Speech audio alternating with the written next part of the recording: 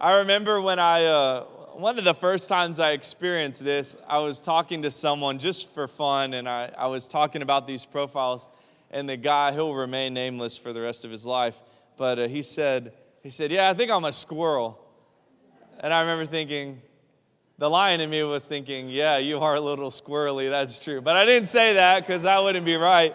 So I just said, no, that's not one, but nice try. Anyways, it's funny though how when we begin to get a grip on these personalities and kind of how they work, especially with people, we start to notice things about people. And what you'll learn if you spend some time with this, and that's your choice if you decide to, but as I've talked about this a couple of different times now, it's pretty easy to pick up who's what just by a few interactions. Sometimes on the very first one, I can tell who's kind of a lion, who's an otter, who's a beaver, who's a golden retriever. Sometimes I struggle with your second one. That can be a little harder, but usually I can pinpoint it. So for what it's worth, that can be really helpful when it comes to your kids, when it comes to family, coworkers, that kind of thing. And I would highly encourage you, if that's something you want to do, man, take a few of those tests and give them to your kids, give them to your coworkers, especially if you lead a team at work. This could be really helpful in helping you guys better understand how each other operates. So for what it's worth, a great tool that can be really helpful for all of us. So what we're going to do tonight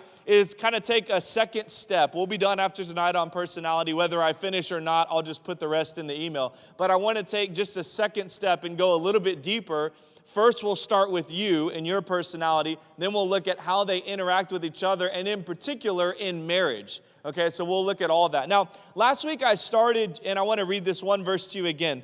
Genesis 2:18, it says, "Then the Lord God said, it's not good for man to be alone. I will make him a helper fit for him." And remember, that helper word comes from the root word neged, which means the opposite of. So what most of us found is that our spouse is, in a way, opposite of us with our personality. Some of you might have been the same, and we'll talk about that a little later tonight. But for most of you, personality is one of the many ways God's made you different from each other. And that's important to remember because those differences are what balance us out. What's great about your spouse is they bring to the table often what you lack, and you for them. So that's an important part of God's plan, and we see that all the way back in the beginning in Genesis. The second thing is, as we mentioned briefly, some of you are going to have, almost all of us are going to have two kind of top personalities. So some of you are purebred lions with a little bit of something else. Others of you are pretty close, maybe a lion and a beaver, golden retriever, otter. The combinations are endless. There's like 36 different ways it could probably pan out.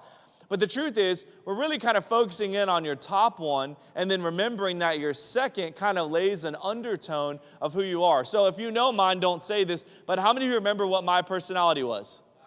Lion. What was my second one? I didn't say it. What was my second one? Take a guess. Okay, who said golden retriever? How many golden retrievers? Okay. Otters? Beavers?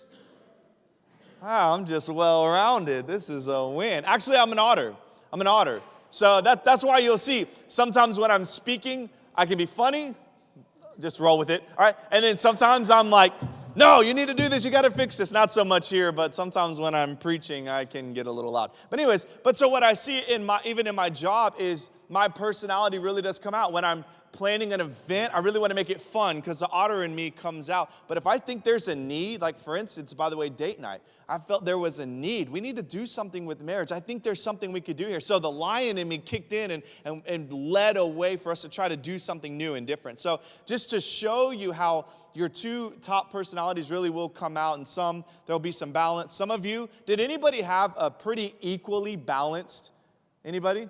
Okay, so you guys are interesting. Now, I would maybe say / argue, this isn't official, but I would think all of us would want to begin to lean into that where we really could be any personality at any time. But for most of us, we will lean into one or two top ones. But for those of you, the few of you that had a well-rounded score, what's interesting about you is you're going to typically be the personality necessary in the setting that you're in. Okay, so I'm going to hit this at the end, but I'll just go ahead and say this. So if you were all four, really you'll be a lion when you need to be a lion, otter when you need to be the otter, beaver when you need to be the otter, or more importantly, when there's not an otter in the room, you may fill that personality or things like that. And so it's a pretty rare thing, but nonetheless, it's nice to know you didn't do anything wrong. It's just a gift, but that's typically how it's going to unfold. Now, let's recap just quickly. I'm just going to shoot through these really fast. Let's look at the strengths and struggles again. Let's start with the lion. Okay, so our lions in the house: critical thinkers, productive, strong-willed, independent, decisive, natural leaders. But with all strengths, there's some struggles. And so you can tend to be opinionated, arrogant, unsympathetic, allegedly, bossy, allegedly, sarcastic, allegedly, unforgiving, allegedly, anyways. But typically those are the struggles that I have, that you lions have. We share those together. Let's move to the otter. So for the otter, you're talkative. Again, I don't know who else thinks that's a compliment, but we'll give it to you. Outgoing, responsive, warm, friendly, enthusiastic. These tend to be the traits, the strengths for you. Now, for your struggles, though, you tend to be a little disorganized, undisciplined, unproductive, exaggerate just a tad, particularly in storytelling, and you tend to be distracted. That's why half of you are looking over there right now, okay? So, all right, let's move to the beaver. Beavers, you tend to be logical, self-disciplined, productive, organized, aesthetic, and sacrificing, okay? So you have a very special personality, but remember, you got to be careful, beavers. You really take these struggles to heart. You tend to be a little moody. I'm just sharing what's on the screen. A little touchy, a little negative, a little critical. You guys okay? All right.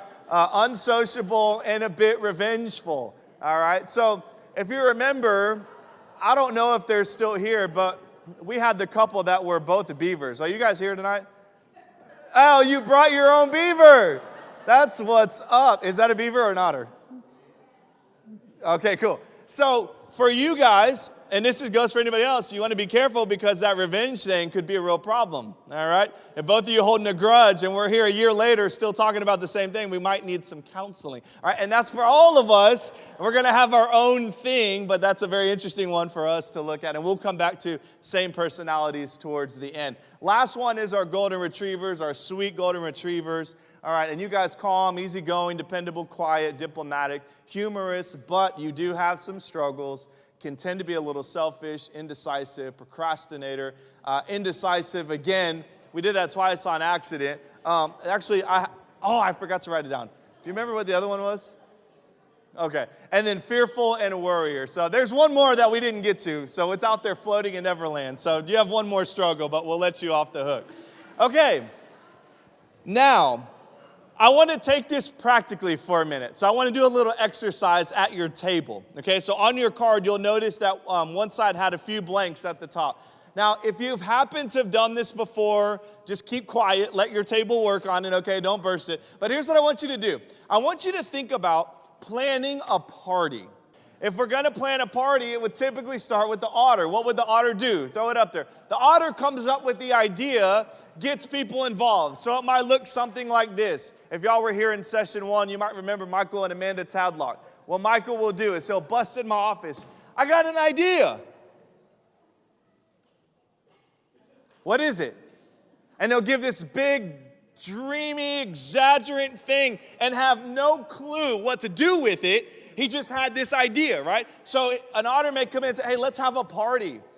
Okay, then what, right? We're just going to have a party. So then you need a lion. A lion steps in and says, okay, here's what we're going to do. We're going to make this thing happen. Here's the date. Here's what you're going to do and what you're going to do and what you're going to do and what you're going to do. And now the party's getting started. But here's the thing. Lions don't think about details. Relax now. Relax now. Lions don't think about details. You know why? Because they don't care about details. They just want the party to happen. And so you need the beaver, because the beaver comes in and he or she will start to map out the details. By the way, without a beaver at a party, you probably won't have food. Just note that, okay? So you need the beavers because now they got a time. They got who's bringing food. They got this. But there's one other piece, and this is crucial. What does the golden retriever do? Because it sounds like the party's already done. The golden retriever, number one, they will serve any way needed.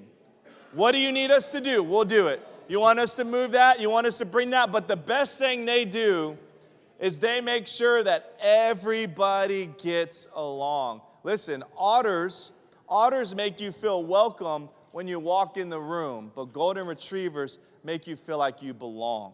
They make you feel like you have a friend. That's the difference between the two. So you can see how both are super powerful, because golden retrievers will stand in the corner And they'll just watch because they're a little shy. They don't want to jump out and be sociable. But if you get one-on-one with them, all of a sudden you found essentially a best friend. And what do you think about when you think of a golden retriever? You think about that dog. That's essentially the description of man's best friend. So that's what it looks like planning a party. So from now on, there's no more excuses. Know your limitations. Throw a great party. Okay, let's move on. Now, I want to talk about some fears and some securities. Some fears and some securities, okay? So let's start with the lion. Now, lions, your big fear, again, and there's a little flexibility here, but typically your big fear is going to be being taken advantage of. Being taken advantage of. But where you find security, where you are most comfortable is when you are in control. Can I get an amen? Notice who has the mic. Okay? I could be in a room with 30 people. If I'm not in control, I feel a little bit uncomfortable. It doesn't mean I always have to be in control. Read that carefully. But where I'm most comfortable is at the helm, leading the way, because I've been wired that way. And lions, you have too. Now, let's move on to the next one. I think we have otters. So otters, your big fear is rejection. Struggle for you as well. That's important. Otters, you fear rejection. When the otter comes in the room, they're all excited. They got this idea, and you crush it. Man, they feel rejected. If they walk in to connect with you, to say hi to you, and they feel like you kind of shun them or you weren't interested, they feel rejected. But where they feel secure is when they feel prepared. That's not right. Hold on. That's not right. Otters, do you feel secure when you're prepared?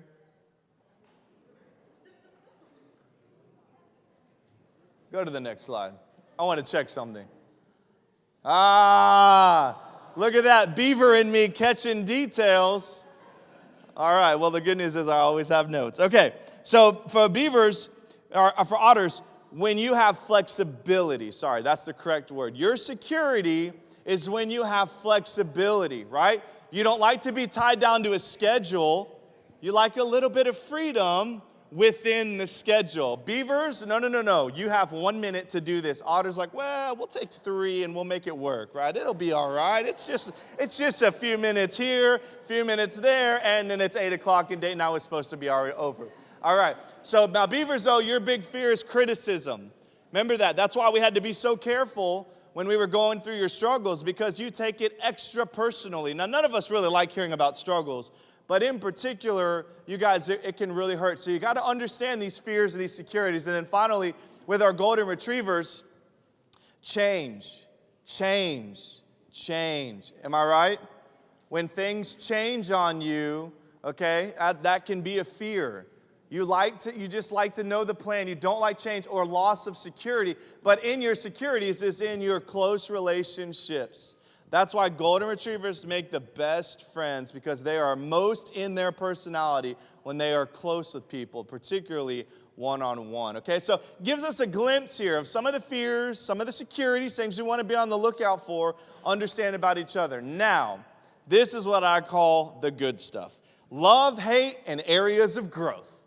Love, hate, and areas of growth. Let's start with the lions. Lions, listen, this is when you are interacting with people, okay? So all of us need to make note of this. When we're interacting with people, particularly if you're kids or lions, otters, beavers, golden retrievers, and they're going to be one of those, you want to note some of these things because this is going to help you interact with them better. Now we're beginning to learn how to identify people. Now we want to learn how to best interact with them. Who runs a team at work or church? You run a team in some way, shape, or form. You have people underneath you in some way, shape, or form. Okay, you guys in particular. How many of you have kids? Okay, so pretty much the whole room, we really need to make note of this because this is how we are going to interact the best. Okay, let's start with the lions. Lions love it.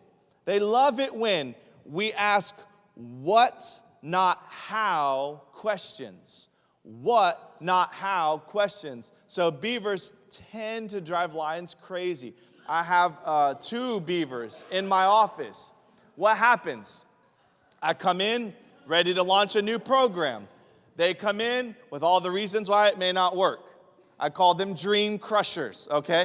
It's not good. A lion doesn't want to know about the how right now. It's the what. I have this vision. Let's just talk about it moving forward. We'll worry about water and tablecloths and numbers and all that stuff later. Let's just get this thing on the road. See how this works? So we want to be careful with the questions that we're asking when we're talking with lions. They appreciate the what, not the how questions. Also, they love it when we are brief, direct, and to the point when you're explaining yourself. Okay? If you're married to a lion, make a note and do it shorthand so you'll remember even better. The last one, lions love it when you focus on the results. When you focus on the results, okay? Details stress them out, frustrate them. They don't care. They just want to know about the end result. We got to understand this when we're communicating with a lion. Here's what they hate. You ready? Here's what lions hate. They hate when you ramble or repeat yourself. Don't look at your spouse right now. Just hold this in, okay? This is for the conversation on the way home, okay? When you ramble or repeat yourself, drives them crazy.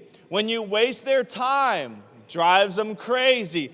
And when you focus on problems instead of solutions, it drives them crazy. So we need to note this when we're interacting with lions. Now, all the lions, raise your hand.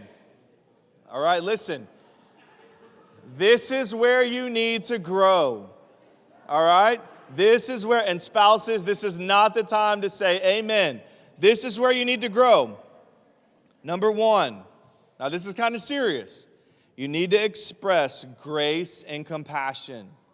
You need to express grace and compassion. And all the lions are going, I'm going to kill you, Chad. That's so hard. Why would you even say that? Lower the standard a little bit so I can make it through tomorrow night. This is going to be tough. All right, it goes on. We have to recognize that bluntness can hurt others. Listen, the thing you love about a lion is that you will always know what's on their mind. You never have to wonder. But what they forget about is sometimes we can be so blunt that we actually do more harm than we do good by letting out that truth. So lions, we got to understand. Some of you are like, why is this so right? It hurts so bad, yet feels so good. Finally, you got to be careful not to take too many things that you will burn out. And if anyone's going to struggle with this, lions lead the way. And wanting to just, I got this, I can do this, I can do this, I can do this, I can do this. And the truth is, you can for a little while, and then eventually you'll burn. All right, let's look at who's next? Let's look at our otters. Where are otters? Raise your hand. All right, otters, here you go. This is what otters love. You can just shake your head if it's true. You love when you give them a chance to motivate others. All right, you are encouragers. You're often described as cheerleaders. You like to encourage people. You want those opportunities. You love it when we give you an opportunity to talk about your ideas, other people, and their emotions, okay? Some of you are like, maybe so. There's some truth there. You got to let it resonate a little bit. And finally, when we communicate with otters, they prefer it in a friendly and a light manner. Lions tend to be really serious, really to the point. Otters are kind of like, hey, can we just be friends and then talk about all the issues in life, right? And so they appreciate that friendly manner, that casualness, but they still want to talk. Here's what they hate. You ready, otters? This is what you hate. I think I'm right. When others do all the talking.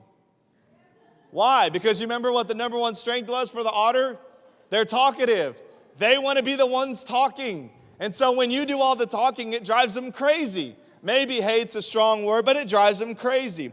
When you eliminate their social time, that's a problem. Otters love to talk. Otters love to party, all right? We need you guys or we'd be boring. It's so important, but there's a balance. Anyways, and then finally, when you ignore their ideas or give them the detailed work, it's not with what they're most comfortable, and therefore they're going to hate it. Now, otters, here's your areas of growth. You got to be more organized. And you need to remember your promises, right? If you say you're going to do something, the lions and the beavers would really appreciate it if you do it. The golden retrievers are going to love you anyways, but the lions and the beavers would really appreciate it if you'd go ahead and do what you said you were going to do. All right, I said that for all of you, lions. Also, Respect your priorities. Respect priorities just in general, right? What's a priority? Make sure that priority stays a priority. And then finally, focus and complete the task at hand. Sarah and I were talking about this. I didn't mean to look at her just now and awkwardly point her out as an otter that doesn't complete tasks sometimes. But some of it, no one else got that, thank you. Anyways, marriage counseling for us too.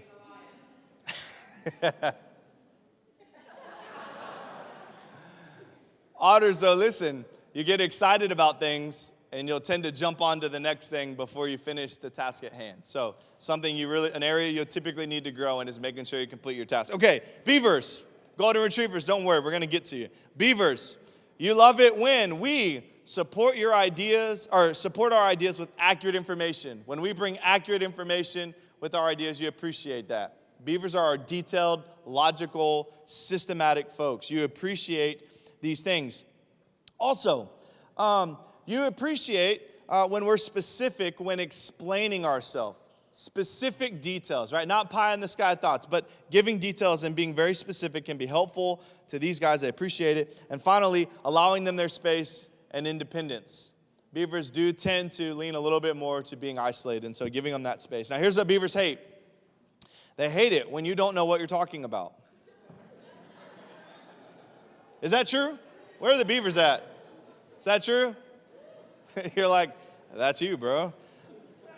When you answer questions vaguely or casually, it can drive you crazy. And when you're surprised with new information, the world got flipped upside down. So something I do with our admin assistant, Vanessa, don't tell her I said this or don't tell her who I'm talking about. I already said her name. But sometimes I'll change my mind. It happens, right? And we'll have a whole plan mapped out, and then I'll change my mind. And she gets so angry. And I'm just like, would you just get over it and roll with it? This is what we're doing. Like, it's so simple. We're going to make, but the details are already thought out in the beaver's mind. And so when there's a change, it ruffles everything, right? Lions, just all one big package. We're not worried about we're just thinking about one big thing. Okay, we're going to do it here. Now we're going to do it here. It's over, done, finished. But for the beavers, those details really, really matter. So when you introduce new information, husbands, wives, be ready, okay? There's going to be a little hostility there. They really don't like it. Now, beavers, raise your hand, all right? Okay, here's your areas of growth real quick. You got to make quicker decisions. You tend to think about, process, analyze, logisticize. I made that word up. You do all of these things, all right, and sometimes you just got to work on getting to your answer quicker. Now, listen carefully. Beavers, we appreciate that you spend that detail because it does make a difference. But be careful you don't get caught up in always taking forever to make a decision. Also, accept that conflict and adjust to disorganization. Because lions and otters tend to be disorganized in general, half of the people you're going to interact with are going to be a challenge for you. So part of that growth is kind of understanding those weaknesses and being the balance to that, okay? So adapting to that environment and understanding that is helpful. And finally, learn to compromise instead of being stubborn. And that's not being mean, but beavers, you do tend to be stubborn. You kind of get your idea the way you like it, and any kind of change can really ruffle that. All right, golden retrievers, where are you at? Last group, typically the largest. I think that's still the case. All right, sweet little golden retrievers. Okay, golden retrievers love it when you express a genuine interest in them as a person. As a person. I got one loud amen with some other verbiage next to that. Golden retrievers love it when you clearly define your goals and their role in the overall plan. They want to know what their part is. They love to serve, but they like to understand what it is they've been asked to do. And then finally, they love it when you present your ideas or changes in a relaxed manner and when you are patient. All right? So since golden retrievers don't like change, when someone busts in the room and flips the thing upside down, they get very uncomfortable. So they appreciate a bit of sensitivity in that explaining of the change so that they can wrestle with it, process it, and then begin to move through it. Now, golden retrievers hate it when you don't like them or something they did. Now listen. There are times when we're preaching that we would say, oh, you might be struggling with some form of self-image, but the truth is, golden retrievers, God's wired you to be that good friend that really wants to please people. And there can be an unhealthiness to it, but it's a gift given to you by God. And so understanding that they really do care what you think about them. For the lions, just go, well, you're just going to have to get over it because life's moving on. But the truth is, this is why we learn how to interact with each other, because that's a really big deal. Golden retrievers, is that one of the ways you feel deflated? Right? When you're not appreciated as a person, it can really hurt. When people are too pushy, lions, unbelievable. Too aggressive, lions. Or dishonest, lions. Whomever made this one. Those are the things, though. And then finally, when they're put on the spot, golden retrievers, typically don't like to be put on the spot. Is that right? Yeah, okay, so where's a golden retriever? Let's put you on the spot. Let's test this out. I'm just kidding. All right, now golden retrievers, here's your areas of growth. And this is the last one here. Be bold. Be bold. So golden retrievers are going to tend to step back. There's going to be times that you're going to have to be bold and really step out there. That's going to be an area of growth for you. That's not going to be natural. All of these growth areas, they're just not going to be natural for you. Make decisions with confidence. Make decisions with confidence. And then finally, be more confrontational or learn to say no. Both of those would apply. So golden retrievers, because you always want to please people, you might catch yourself saying yes way too many times. And sometimes you just have to say no. And it's okay. All right. Now, last little piece. Who do we get along with? Who do we not? Who are our friends? Who are our frustrations? And how does this look in marriage? Okay? Let's start with who we get along with. There's a little diagram here that can help us to better understand this. So if you can notice, if you're in the back, the lines are a little small, but basically there's a line between each box. So let's use the golden retriever. Y'all are sweet. So the golden retriever, how this diagram works is the personality that's to your right and to your left. These are the personalities that you're going to tend to be friends with. All right, it's not always a perfect science, but you're going to tend to be friends with those that are next to you. So lions, otters, and beavers, golden retrievers, otters, beavers, beaver, lion, golden retriever, as you see. Now, who do you think you won't get along with? That's right. Go across. You can't say lion for every answer, whoever said that. All right, let's go to the next one. So you get along with those aside, but the ones across from you, what's happening here is they are so opposite of you that you tend to not get along. Or more importantly, you frustrate the fire out of each other. You get this? Now, some of you are going, oh, wait a minute, we're already married. What do we do? All right. These won't be on the screen. Let me share this with you. How many of you, in your personalities, your top one, you were opposite? Raise your hand. Let's see kind of our room gauge here. You were opposite of each other. Looking at this diagram, we'll leave this one up here. Opposite. Okay. So for you guys, listen. The characteristics you love most will also and eventually become the characteristics that annoy you the most. Okay? Let me say that again. Let that roll over you. The characteristics that you love most will also be the thing that annoys you most. So let's give an example, okay? We'll pick on the lions because it's easy. They're typically the best animal. The arrogance in a lion, it's unbelievable. So, that was not a golden retriever right there. I'll tell you that right now. So let's just say your husband's a lion, okay? He roars in the mirror. Just kidding. Somebody tried that this week. I know you did. Your husband's a lion. When you met him, you absolutely loved that he could make decisions. He would just make decisions, right? Hey, where do you want to eat? Let's go here. And you're like, great, because golden retrievers don't like to make decisions, right? You'll go, I don't know. What do you want to do? I don't know. What do you want? We'll get to that in a minute. So lions, though, they'll just say, hey, you know what? We're going to go to insert your favorite restaurant. but then you spend a little time together, love each other a little bit, get to know each other a little bit more, and all of a sudden, what you used to love now becomes that annoying thing where they're always bossing you around. We're not going to go to this restaurant. Well, where do you want to go? Well, I don't know, but I don't want to go wherever you want to go because you always tell me what we're supposed to do.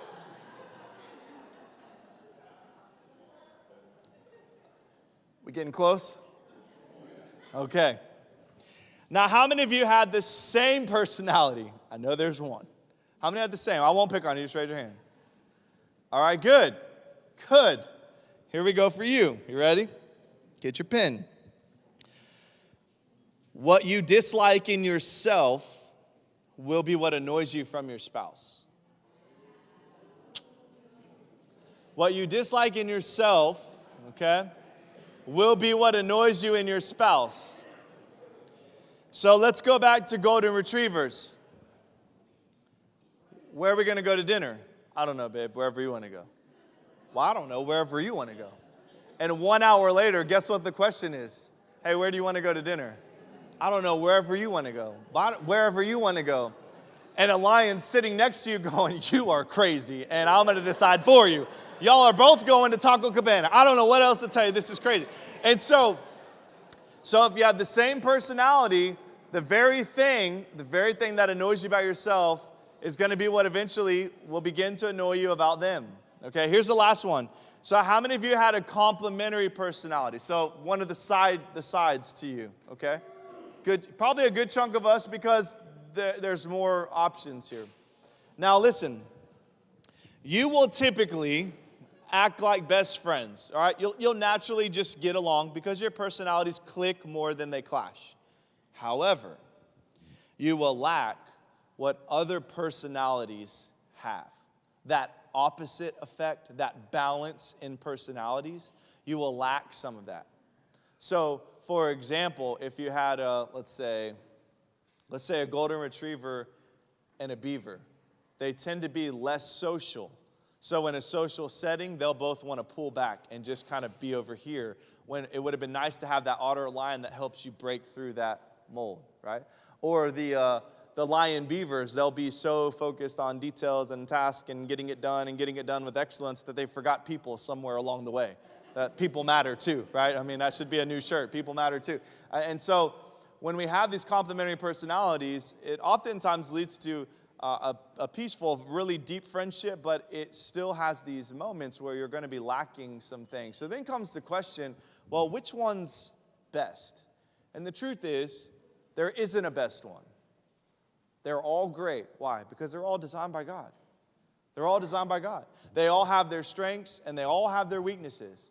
They all work well together, but they also all have things they're going to have to be careful of and have to work through. So you can begin to see, when we understand more about this, man, we begin to really get a healthy grasp of each other. So here's what we'll end with. Just 3 quick thoughts that help us in this. Number 1, our environment really affects our personality. Our environment affects, some of you, in fact, one this week told me, your test is wrong. Test is wrong. I won't say who his name was. Mike Bean is sitting right here. Your test is wrong. Say your test is wrong because I was an otter and my wife's an otter, but I'm definitely the otter and she's not the otter. No. See, what happens, Mike, let me help you out here.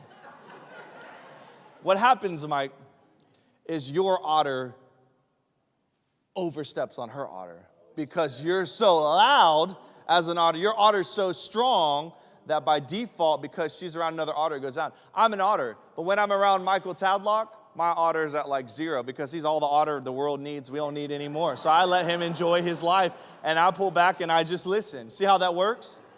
Now, so for those strong, like for instance, Mike works at the gym that I work out at, and so he's like standing on the rowers yelling at people, you can do it, you can do it, yeah, right? That's the otter, right? But the golden retriever coaches, they don't do that, right? They're here to walk alongside of you, right? Encourage you. You did a great job. He's like, you did awesome.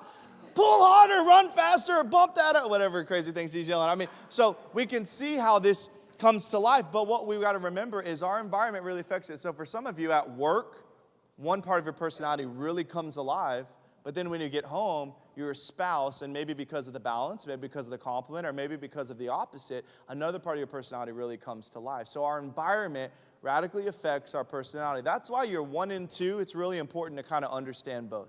Here's the second thought, only 3 thoughts. Second thought, and we said this last week, and we can't say this enough. Our struggles, okay, those weaknesses, are not excuses. They're areas of development, okay? So they're not excuses for us to be a certain way and let people deal with it, but really it helps us identify the areas we got to be really, really careful of, particularly when we're interacting with people.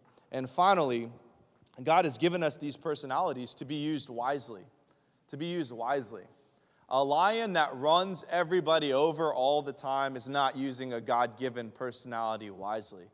But a lion that knows when to turn the lion on at the right time is using his gifting or her gifting, her personality in the right way. Lions, one of the gifts of a lion is that when there's a problem, your lions are going to help you solve it. Sometimes those problems are work-related. Sometimes those problems are people-related.